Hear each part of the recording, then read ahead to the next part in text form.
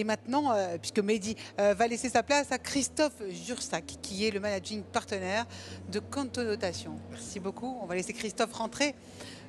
Alors Christophe, on avait reçu l'année dernière Alain Aspect, qui a été le prix Nobel, qui nous avait parlé de physique quantique l'année dernière. Cette année, c'est Christophe Jursac, bonjour, qui est docteur en physique quantique et cofondateur de Cantonotation, un fonds d'investissement justement qui encourage l'émergence des startups, vous m'arrêtez si je me trompe, hein, qui sont justement dédiées à la physique fondamentale. C'est ça, bonjour? Oui, bonjour, absolument. Cantonation. Cantonation. Oui, moi, je oui. dis Cantonotation, mais c'est Cantonation. Exact, Cantonation. Fonds d'investissement, physique quantique et physique de façon un petit peu plus générale. Ouais. Alors là, vraiment, c'est le progrès pour le coup. On est vraiment dans la thématique du Big 10.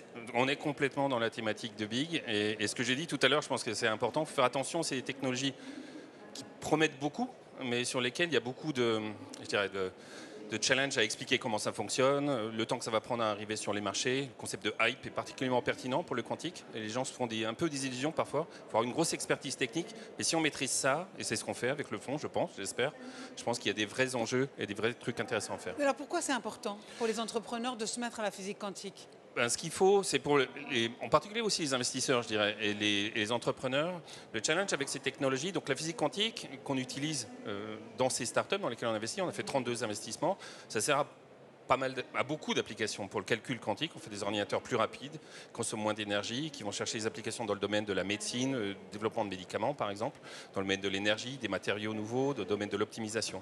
On fait aussi des moyens de communication beaucoup plus sûrs en fait. Parce qu'un des challenges avec l'ordinateur quantique, c'est que c'est une menace pour la sécurité des communications. Un ordinateur quantique sera capable de casser du code en fait, l'encryption. On sait aussi se protéger par rapport à ça. Et la troisième classe d'application, c'est ce qu'on appelle le sensing, des détecteurs en fait, qui permettent de voir mieux dans le corps, en particulier dans le cerveau par exemple, il y a des applications, ou de voir par exemple les gaz dans l'air ou des choses comme ça. Là on utilise la physique quantique pour avoir des instruments avec une meilleure résolution qui donnent des résultats plus rapidement, de meilleure qualité. Dans le calcul c'est pour calculer plus vite, et dans les communications c'est surtout pour la sécurité. Dans les 5-6 dernières années, en tout cas, Cantonation, c'est devenu la référence dans ce qu'on appelle les early stage, c'est ça? Oui, oui. D'une start-up. Mais une fois qu'on a passé ce stade, j'ai envie de dire, d'early stage, comment on passe à la croissance? Ça, c'est un vrai sujet. Je dirais que le early stage, nous, Cantonation, on a deux fonds. Donc, un premier fonds de 90 millions, deuxième fonds de 200 millions qui est en cours de levée. On est à peu près à la moitié, 100 millions déjà levés. Et on investit depuis ce deuxième fonds. Donc, on fait ce qu'on appelle les premiers tickets de l'amorçage jusqu'à la série A, typiquement. Et ensuite, on va jusqu'en série B. Dans le monde du venture. Donc ça veut dire que c'est des sociétés qui ont 4 ou 5 ans. Mais pour aller au-delà, vous avez complètement raison, pour passer à l'échelle, il faut d'autres sources de financement, des fonds qu'on appelle late stage ou growth ou scale-up. Ça, aujourd'hui, ça manque. Et ça manque surtout en Europe, en fait. Il y a un excellent écosystème du early stage.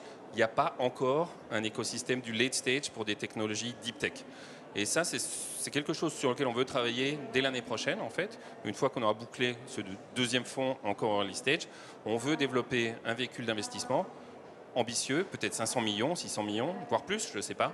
Mais en tout cas, pour financer les phases de maturation de ces startups.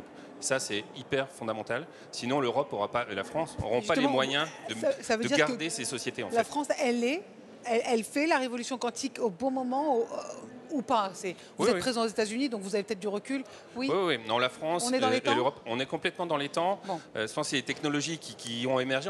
Ça a commencé vers 2017-2018, hein, donc c'est assez récent. Cette révolution quantique. Les startups françaises sont très bien positionnées. On peut mentionner Pascal, dans lequel on investit, Qubit Pharmaceuticals qui fait du software, Candela aussi, Quobly, etc. On a ce qu'il faut. Je pense que le risque, c'est de ne pas être capable de financer la croissance, en fait. Et là, bon, on trouvera des investisseurs à l'étranger, hein, des fonds souverains, des fonds aux États-Unis, etc. Je dirais que c'est important pour la France et pour l'Europe d'être capable aussi d'avoir des investisseurs locaux qui vont financer ces startups. Parce qu'évidemment, il y a toujours des challenges à avoir. C'est pas tellement une question de prise de contrôle, mais d'avoir des investisseurs étrangers dans ces pépites. Évidemment. Merci beaucoup. En tout cas, c'est très instructif. Plus de croissance à l'aube de ces 10 ans. Merci beaucoup Christophe Jursac, magazine partenaire de Cantonation, je l'ai bien dit. Parfait.